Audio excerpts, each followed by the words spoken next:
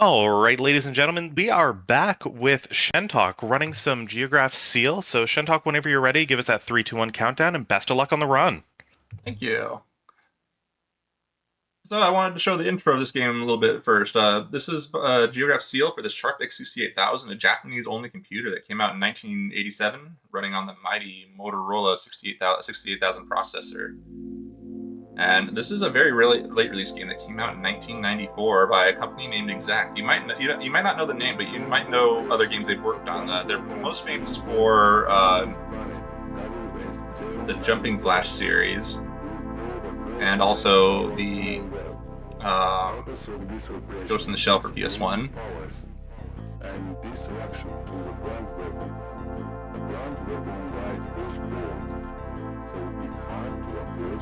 But basically, this is like the machine itself is designed specifically for 2D games. It has a sprite engine. It is basically designed to be a powerhouse gaming computer for the late 80s. And I'm running on a later, early 1990s model that has a faster processor. Though this game runs beautiful at the base model as well. But the faster your processor, the smoother it runs, and this is just a technical marvel of a game, because this is like a fully 3D game. It runs beautiful in on a 2D machine. No helper additional chips or anything. You can run this on the base model and it will run beautifully well. Basically, the convoluted story is that you're sent to a planet to take out some base that's like, I'm not entirely sure. It's kind of hard to describe because the intro is like really garbled, like only captioned sometimes. But it is in English for whatever reason. But it's like it shows this like really cool descent onto the planet, and like, you know, the enemies like attacking your entry point, and there you are just coming in guns blazing as you land. But like this game basically served as like a prototype for Jumping Flash, because like after this they got acquired by Sony, and they retooled this idea into a more platforming focused experience, whereas this one's more of a standard mech action game, which is what the company was known for up until this point. Their first game was like an okay shmup called Nias. But yeah, we'll get right into it and I can talk about some more. So start in 3, 2, 1, and let's go. So before each mission, you got these really, really cool wireframe intros that tells you like what you're supposed to do. Basically, each stage is going to be similarly in structure, where there's specific targets we have to destroy, and then there's a boss at the end of the stage. And they give you like a little bit of like a fun rundown of the boss with information that doesn't really mean anything, but it sounds really cool, like the planet Nucleus Fusion, the shield generator. And so basically, you start out this game are like kind of like from the intro, descending on in. You can jump on enemies as well, but like it doesn't do that much damage, but it's nice for like extra damage. And then there's a target you have to destroy, and they'll drop items. That one was a point item. So basically, we have 4 different weapon types, but we start out with only and got away with the Vulcan, but we also get the Riot, which is like a heavy missile attack that drains your meter pretty quickly. But it does a lot of damage, especially at higher levels where the effect and the explosion effect can linger. And it'll be really useful for a fight later. But for the most part, we're going to be using the Vulcan, since that's just like a really good all-round weapon. It doesn't drain the meter too fast, and it does a chunk of damage. It's a good rate of fire. There's also the laser, the homing missile. But the laser and homing missile don't really get used in the speedrun just because they're not very useful. And that was already the first stage, defeat all the targets. Now I got the first boss, where we have to destroy these orbiting shield generators, I guess. I'm gonna let my meter refill a little bit. There we go. And then after that's destroyed, we can just take down the boss. Then I'm gonna move as close as I can to the exit, because it does like auto move you to the exit the closer you are, just, you know, less time wasted during this cutscene. And then, like, at the end of the stage, you get graded on how well you did, how fast you did it. And there's also a secret bonus in each stage, but there's only one stage I've ever gotten a secret bonus on, and I'm not sure how I got it, because, like, there's no indication of you getting it. It just shows up at the end of the stage. But if you really want to go for score attacking, those secret bonuses give you 500,000 points, so they're well worth getting. I don't know how you get them. Yeah, I'd say I don't know if Star Fox was an inspiration to this game because it came out like not too far apart, and I don't know how long they spent working on this game. Because this came out in 1994, and I think Star Fox came out in 1993. So it's far enough apart that they could have had some inspiration, but it's hard to say. So now we got the giant stink bug boss. And this game's going to be kind of similar to Stage 1, except instead of stationary targets where each target that would be destroyed is going to be a moving target. And get some of that lovely distance fog. But I feel like it works pretty effectively in this game, because like it just kind of creates the effect that it's just like a war zone or it's a very dusty area. And you also got like these dust particles in the air. And again, it's just like the same as last time, just defeat the 4 enemies in each stage, or the targets in each stage. And then, yeah, that's pretty much it. I go over this way.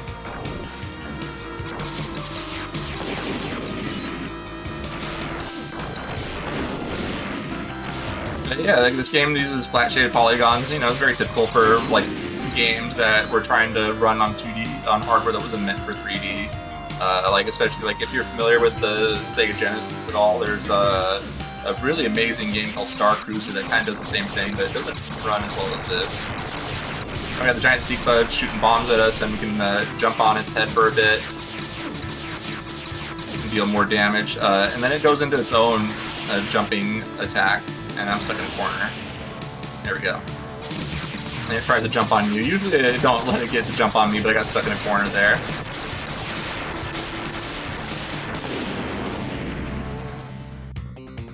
There we go, very easy. It also has like this wire attack that it shoots at you, but it's pretty easy to avoid.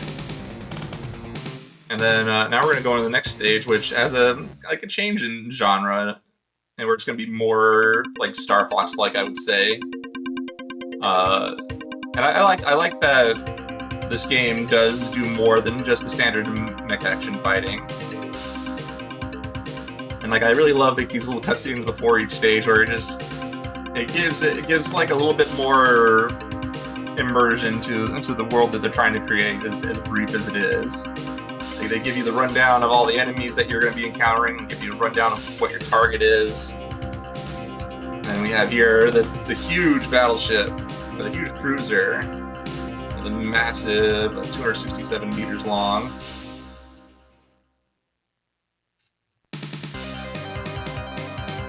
And here's like it's basically an auto-scroller stage. We don't have any way to speed it up or slow it down, but like it's not like we can just take it easy here, because there are certain targets I do want to destroy. Instead of like having actual like target goals, there's only the boss in the stage, but there are specific enemies I want to kill for their weapon upgrades. One of them drops a level 3 or a next level Vulcan upgrade, which I absolutely want, since that's like my main damage, and I want to upgrade that as soon as I can. But I do have to be mindful of my meter as well, just so that I'm not caught off guard when these show up. There we go. Because those are permanently missable. They're not like the other stages where you can just go back for them. But other than that, the stage is pretty chill. I'd say the hardest part of the stage is the boss, once you realize that you don't really have to worry about the enemies too much.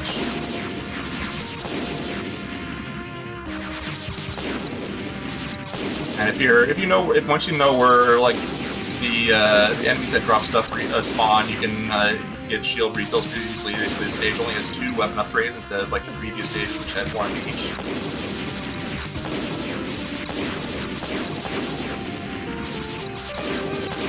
And then 2 of them, and then there's 4 of those enemies, but 2 of them are just shield recovery.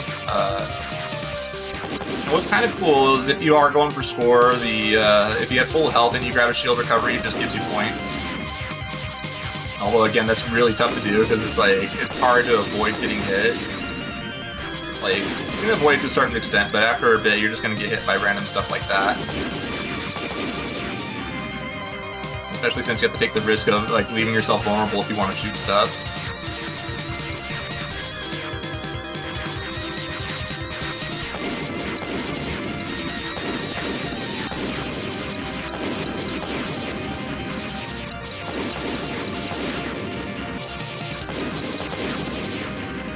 There we go, the homing upgrade. Come on, there we go. I do need that. My shield was getting pretty low. And I definitely like the buffer for bosses. And I do appreciate that the game refills your health after each stage.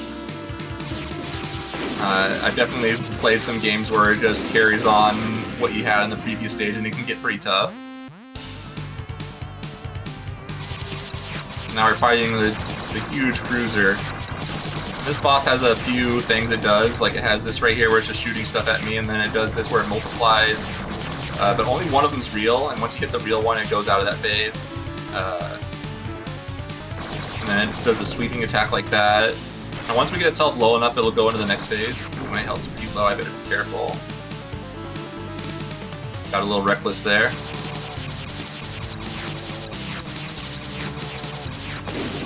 Okay, now we're in the next phase. We're basically just gonna try to spew garbage at us, and we just have to be careful not to take too much damage. Okay, whew, that got a little scary.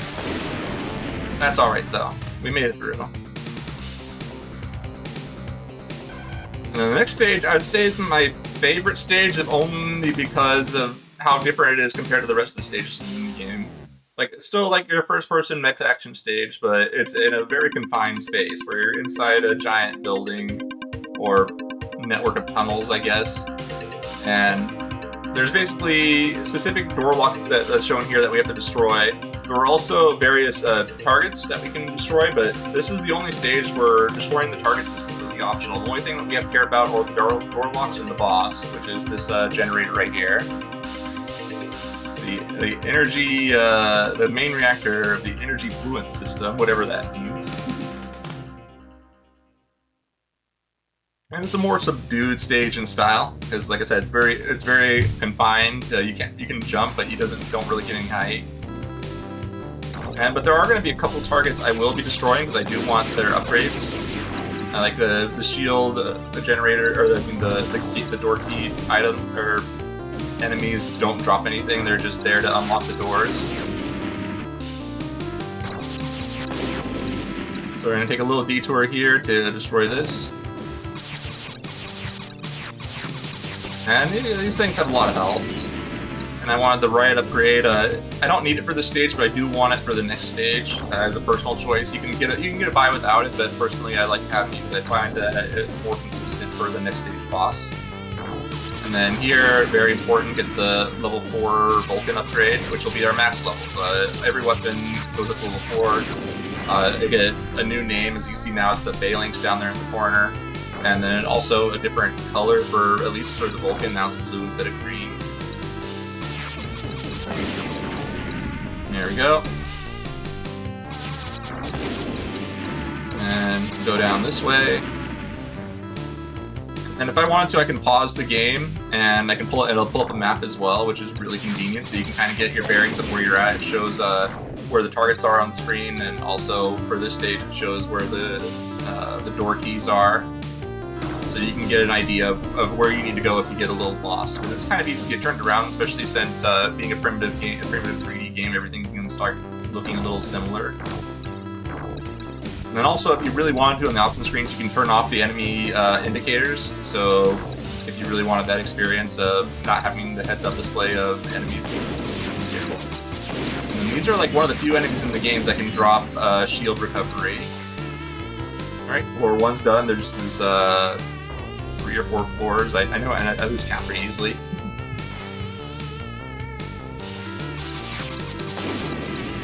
Like, the only other enemy I've seen that has a shield drop is in the stage after it.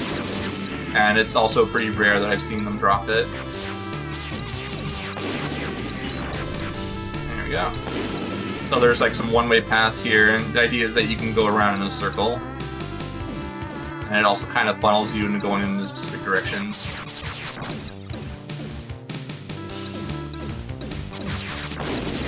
So yeah, I find it interesting. I don't know if it was like intentional or an oversight that the targets don't have to be killed.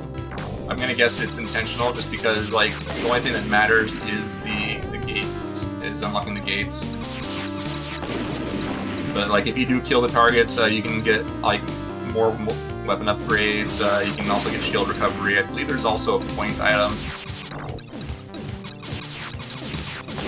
But there's also an upgrade that like is non-specific to any weapon. It looks like a Triforce. And what it does is it just upgrades your currently equipped weapon to the next level, or if it's at the next level, it just gives you 10,000 points. So it's really handy when you need to upgrade your weapon. And you want something specific and you don't have it. Here we go. Now we're at the end of the stage. And we can go straight to the final floor.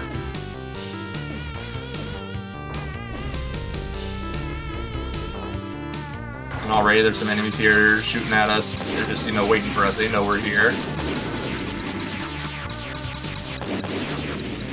Okay. And this boss basically has these protection carriers. There we go. And that basically has a shield until you destroy those. And then after the first batch, it'll start drawing them out in wireframe instead of the original ones, which were full color. Oh, one more. There you are. So you can start shooting them as they're being spawned, but after a certain point, the shield will disappear and it'll just start blowing up on you, and you can just destroy it before it kills you. I did not. This is the stage usually where I get the secret bonus, but this time I did not.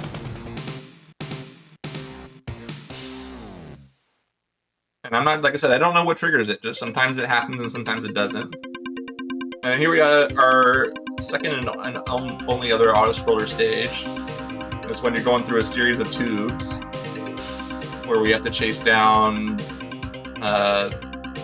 this enemy. I never remember the name. Let's see what the name we got here is. The Gatekeeper. Yeah.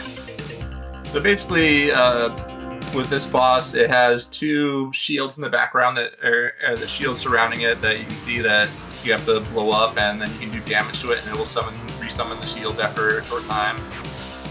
In this stage, I won't really bother killing anything, just because it puts me in a dangerous position if I try to.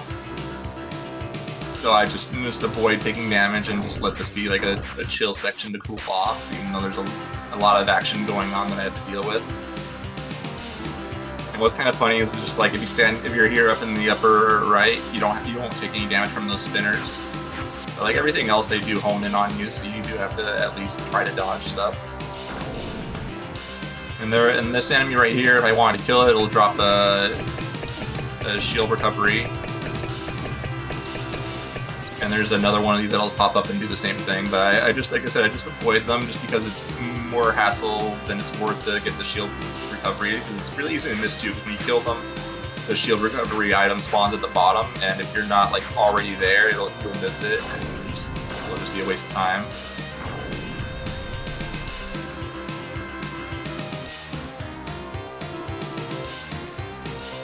Yeah, I absolutely love this soundtrack. It's pumping. It's great.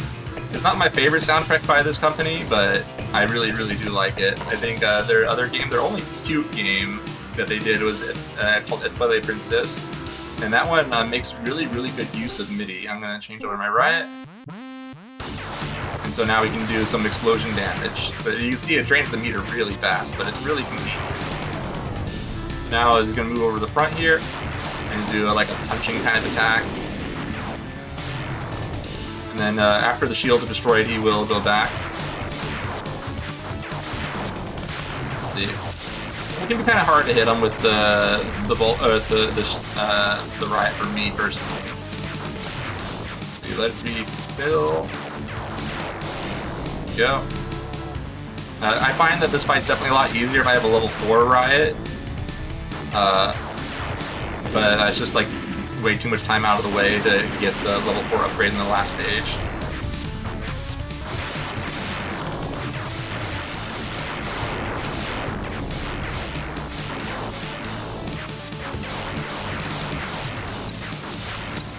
Okay, careful. So what you could do if you were really bold is that during this phase when he moves back and the shields are destroyed, you can prevent him from coming back and do a lot of damage, but you also take a ton of damage if you're getting hit each time.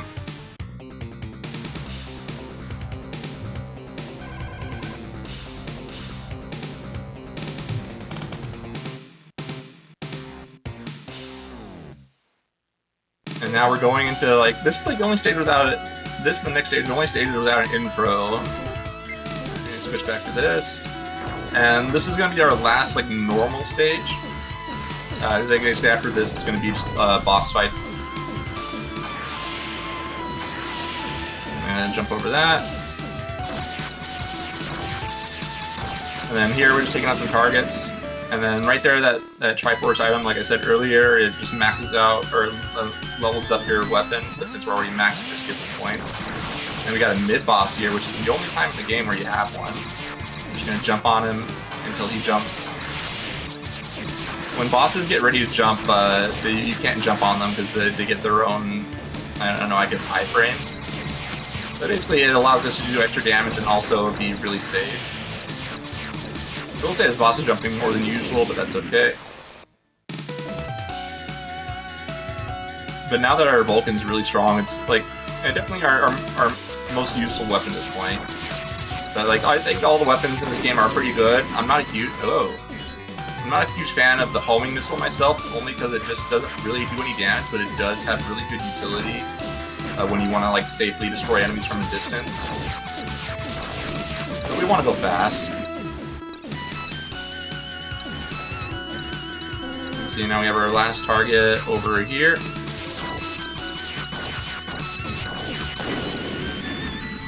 And now our Riot's maxed out, which will be really nice for the next fight. And then this stage, or this fight, this is like a kind of like a sub-boss almost, where we just have to destroy these, protect these sentry orbs that they really hurt. But there's only a couple of them that we have to destroy. Yeah, I should really be a little bit more careful on my health. But I'm like attacking them from a safe point too, so there's only like a limited number of shots you can put out at a time. There we go, nice. And then we kind of get like the segue to the next stage here, where we're jumping up to the top to see where the defense system was going and following them into the core. And now we got a boss here that's like divided into 3 sections. And we're gonna jump up here. Nice. That jump's a little tricky, because like if you move a little too far forward, you'll just bonk into the platform, so you have to be kind of careful. So we have to destroy the top and lower sections. Jump down here. Nice. And also, one thing you can do that I didn't mention is if you hold the jump button after shooting, you can lock in your position and move the camera around. Just watch to the right. And now we're into the final phase. And this phase is pretty easy. It basically just does the same thing, the same pattern, where you just shoot at it, it'll throw some triangles at you. Oops, I jumped too soon. And then it'll try to push you off the platform. And it will always do that no matter what. So like if you jump too soon, it'll wait for you to do the push. So it's not like you can like anticipate it. You have to wait for it to actually do its thing. There we go.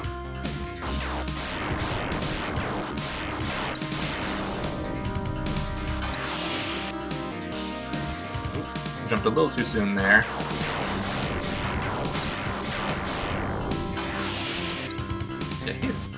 Nice thing is that you can kind of buffer jump, so if you get pushed off, you can kind of jump back.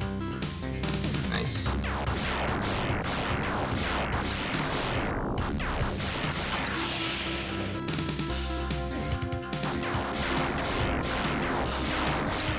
Okay, so, nope. Okay, dead. Awesome. So now we have just detonated the core of this planet, I guess, or the core of this facility. It's kind of hard to tell. And we get a nice little escape cutscene, but we're not done yet. But we get a good escape, but we're not leaving alone.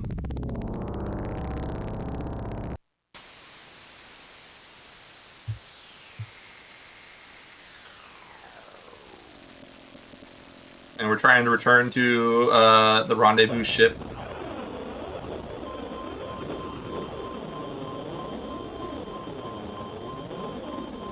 For pickup after completing our mission. But, and of course, in a predictable plot twist, it gets blown up. And now we have to deal with this dude.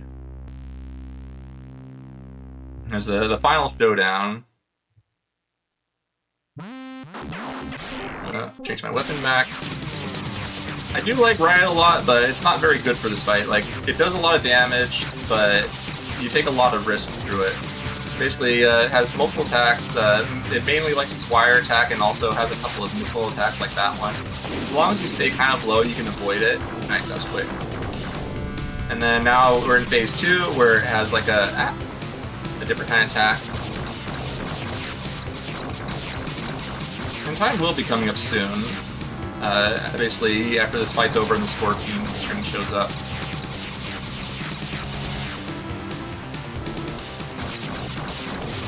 Nice. And that's a time right there. That was a very, very smooth fight. I'm very happy with how that turned out. Now, me personally, I run this game based on IGT, so basically whatever the time is going to be after the credits. I don't know if you want to stick around for that, but we do get a little bit of post-game scene here.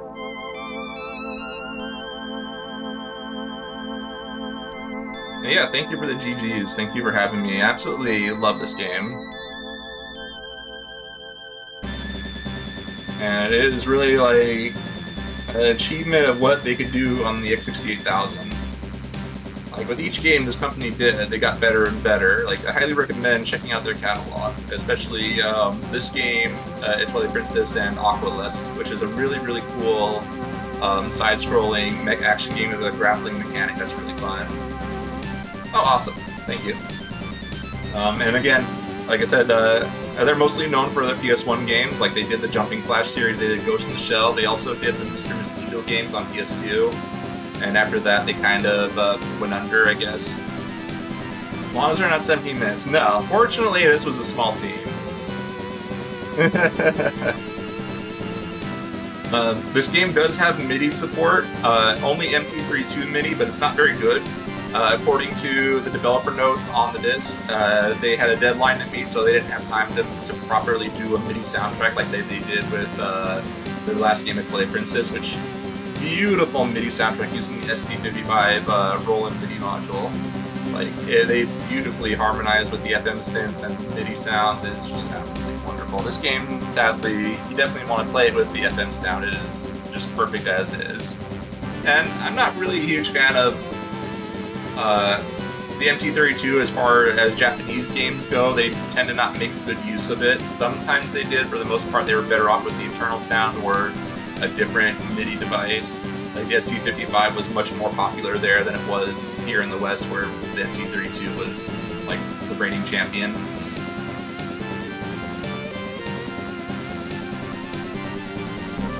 All right, Shentok, thank you so much for the run. That was super fun to watch, and obviously crazy underestimate. So yeah, like I said, that was absolutely awesome. I got really good at this game between submissions and the today's run. Yeah, no, awesome. Thank you so much. And for everyone else, make sure you do not go anywhere. We will be back very shortly with another run from Tetsuo. So stay tuned. Excellent. Tetsuo is a great guy.